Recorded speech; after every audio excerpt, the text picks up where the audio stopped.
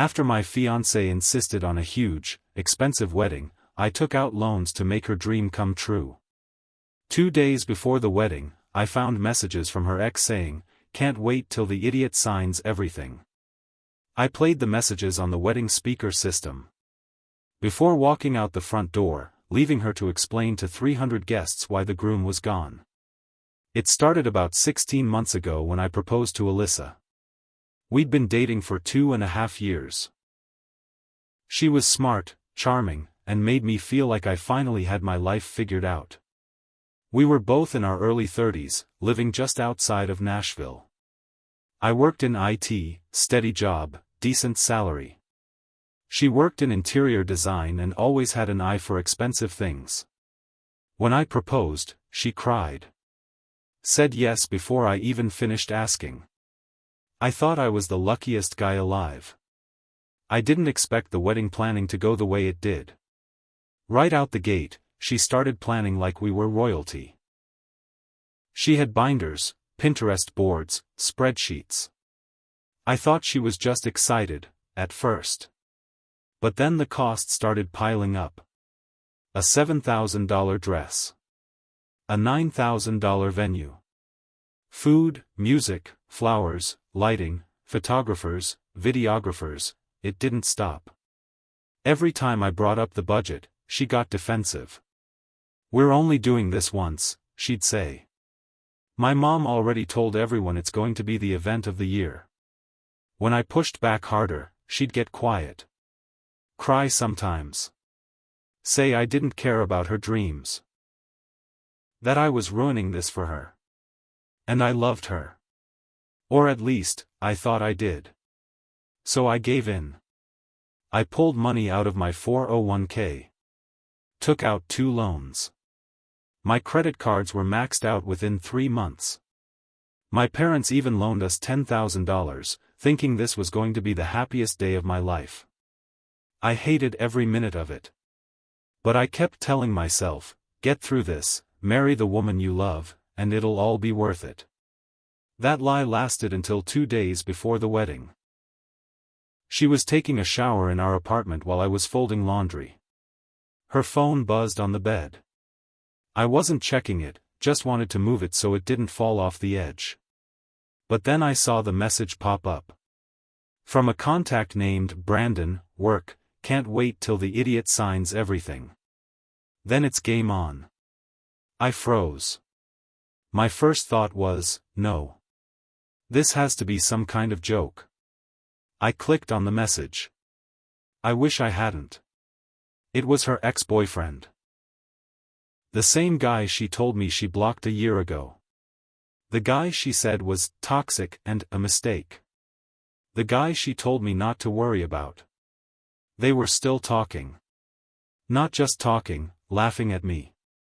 Plotting. There were texts going back months. She said I was dull, boring, safe. That she was going to marry me, stay long enough to get legal access to our joint accounts and financials, then file for divorce and bleed me dry. Brandon knew the whole plan. They were mocking me. "I can't believe he's actually paying for all this," she wrote in one message. "After 6 months, I'm gone. And we'll be set for a long time." There were pictures too. One of the wedding ring I bought her, with her caption, "Look what the simp gave me." LOL. My throat went dry. I couldn't breathe. She came out of the shower while I was still sitting on the bed. Her face looked calm. She had a towel wrapped around her hair and another around her body. Humming. I just stared at her. I held out the phone. Said, "You got a message."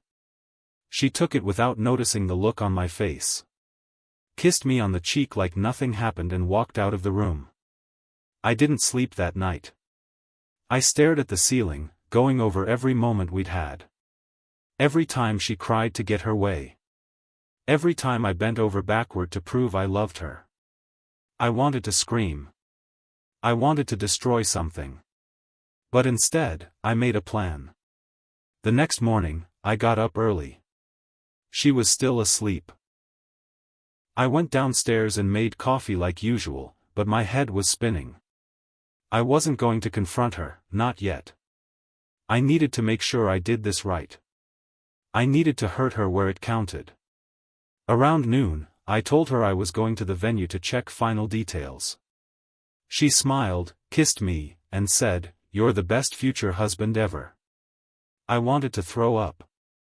At the venue, I found the DJ, a younger guy named Marcus, chill dude who'd done weddings before. I pulled him aside and asked if we could talk privately. I handed him a USB stick and told him, "Play this clip during the reception. No announcements. Just press play exactly when the dinner ends and people are getting ready for the first dance." He gave me a weird look. "You sure?" I nodded. "Just trust me." Then I asked the wedding coordinator to move up the speeches, switch around the timeline a little. Told her I had a surprise planned and wanted it to go off perfectly. Everyone thought I was just a nervous groom being sweet. That night, I stayed at my buddy Nate's house. Told Alyssa it was bad luck to see the bride before the big day. She laughed and said she couldn't wait to be Mrs. Ryan Davis. The next day was chaos. People were flying in. Her family filled half the hotel. I went through the motions, smiling, shaking hands, pretending everything was fine. Deep down, I was hollow. I wasn't even nervous anymore. I was numb. Cold. On the day of the wedding, I showed up at the church on time. I wore the suit she picked. Posed for pictures. I even let her father shake my hand and tell me, "You're marrying one hell of a girl." Yeah. I sure was. The ceremony was long. She cried through her vows. I recited mine like I was reading instructions off a cereal box. My best man, Nate, shot me a look afterward. He knew something was off, but I didn't say a word. Reception kicked off around 6. The ballroom looked like something out of a magazine. Chandeliers, roses everywhere, champagne flowing. She kept smiling at me all night. Told everyone how lucky she was. Danced with her cousins, posed for selfies, thanked the guests. I waited. After the dinner, when the waiters cleared the plates, the DJ gave me a nod. He picked up the mic and said, "Ladies and gentlemen, before the couple's first dance, we have something special to share." The lights dimmed. And then, the audio started. It was her voice. Laughing. Mocking me. Then Brandon's voice, saying, "As soon as the idiot signs everything, we drain him dry." The ballroom went silent. More audio. More laughter. Her calling me boring. Her planning to take me for everything. You could hear a pin drop. Some guests gasped. One of her aunts screamed, "What is this?" Alyssa was standing by the cake, frozen. Eyes wide. Face pale. And well, I just turned, walked over to the microphone, and said, "I wanted to give my bride the dream wedding she asked for. So here it is." Then I walked straight out the front doors. As I stepped out of the venue and into the cold Nashville night, my hands were shaking, but not from nerves. From rage. And relief. Behind me, I could hear shouting. Her family. My friends. The DJ trying to cut the audio. Chairs scraping across the floor. I didn't look back. I walked down the block, turned the corner, and got into Nate's truck. He was waiting, just like we planned. "You did it?" he asked. I nodded. "It's done." He didn't say anything else. Just drove. That night, I stayed at Nate's. Turned off my phone. Ignored the 100 missed calls, texts, voicemails. Some from my parents, others from guests, and dozens from Alyssa. I didn't open any of them. By morning, the internet was already talking. Apparently, one of the guests had recorded the whole thing. A full video, my exit, the audio clips, Alyssa's face. Someone posted it to TikTok and tagged the location. Then someone uploaded it to Reddit. The caption? Groom plays audio of cheating bride's plan to rob him, walks out of wedding in front of 300 guests. It exploded.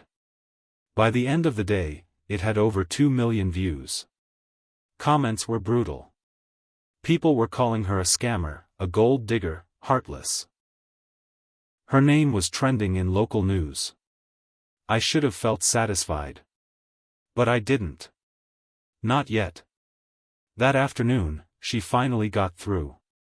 She showed up at Nate's place in tears. Her makeup was ruined. Her voice was hoarse. "I need to talk to you," she said. "Please. Just hear me out." I let her in. She stood in the middle of the living room, shaking. "I messed up," she said. "I swear to God, Ryan, I never meant to hurt you. Those messages, those were before we got serious again. I was just... I don't know, I was confused. But I cut him off months ago." I stared at her. "Cut him off? I read your texts from last week. You were still talking to him. Still laughing about draining my account." She started sobbing. No, that was just talk. We never actually did anything." I got cold feet. "He reached out and I was stupid. But I love you, I do. You were planning to rob me, Alyssa." She dropped to her knees. "Please. We can fix this. I'll give back every dollar. I'll sign whatever you want. Don't ruin both our lives." I didn't say a word. I just walked to the kitchen, grabbed a manila folder from my backpack, and dropped it in front of her. "Already filed for an annulment this morning," I said. "You'll hear from my lawyer." She just sat there, silent, staring at the folder. Then the doorbell rang. It was 2 officers. "Alyssa Bingham," one of them asked. "We need to ask you some questions regarding an open fraud investigation." She looked at me like she'd just been shot. I'd gone deeper than she thought. I hadn't just exposed her at the wedding. I'd turned everything over to the police, texts, voice clips, even the ring receipt and credit card statements. Let them decide if it counted as criminal intent. They took her down to the station. I didn't know what would come of it yet, but I knew one thing: this wasn't over. Over the next 2 weeks, everything fell apart, for both of us. Alyssa lost her job. Her firm didn't want anything to do with the scandal, especially after her name hit the news. Clients were pulling contracts. Her face was still floating around the internet, attached to every gold digger meme out there. But I wasn't doing great either. I couldn't sleep. Couldn't eat right. I lost weight. My parents tried to talk to me, but I just wanted to be left alone. Even though I was the one who exposed her, I still felt like the fool. I kept replaying it all. How I ignored my gut, how I let her push me into debt, how I let love blind me. And worse, how I gave her every chance to ruin me. The police didn't press charges right away. They said unless she actually took money or committed fraud after marriage, there wasn't a clear crime. I was angry at first, but I got it. In the eyes of the law, planning to betray someone isn't always enough. Still, I wasn't done. I went after her financially. My lawyer and I sent demand letters. We filed small claims against the vendors she pushed on me under false pretenses. We sued her for the money my family had to cover after she lied about sharing expenses. I showed every message, every plan, every recorded conversation. And it worked. We settled out of court 6 months later. She agreed to pay back $41,000 over 5 years or risk wage garnishment. She tried to fight it. Claimed she was broke. That she was emotionally distressed. That I humiliated her and ruined her life. The judge didn't care. The judge looked at me and said, "You made the mistake of trusting the wrong person. But that doesn't mean you deserve to be played." I walked out of that courthouse with a check in my hand. It wasn't about the money. It was the principle. I got my peace. It took time, but I clawed my way back. Paid off my debts. Got a promotion. Started therapy. Learned how to forgive myself for being blind. As for Alyssa, last I heard, she moved to Florida to live with her aunt. She works at a small design company now. Nobody big will hire her. Her name still floats around Reddit and TikTok every now and then. Sometimes, I wonder if she ever really loved me. Maybe in her own broken way. Maybe not at all. But one thing's for sure, she got the big wedding she always dreamed of. She just didn't expect it to turn into a public execution. And I didn't expect to walk out with my dignity, and my freedom.